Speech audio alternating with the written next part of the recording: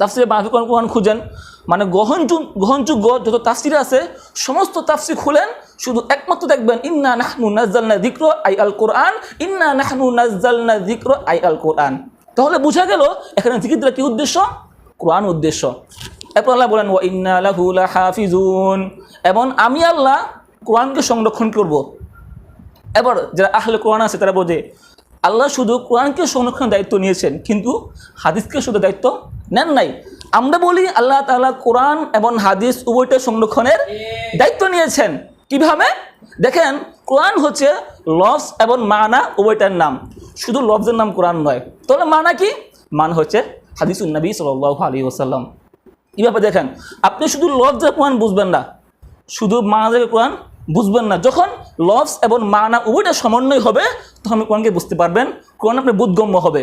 দেখেন, কোরআনের মধ্যে আছে ওয়া আকিমুস সালাহ ওয়া আতুজ যাকাহ ওয়া আতিম্মুল হাজ্জা, তোমরা নামাজকে কায়েম করো,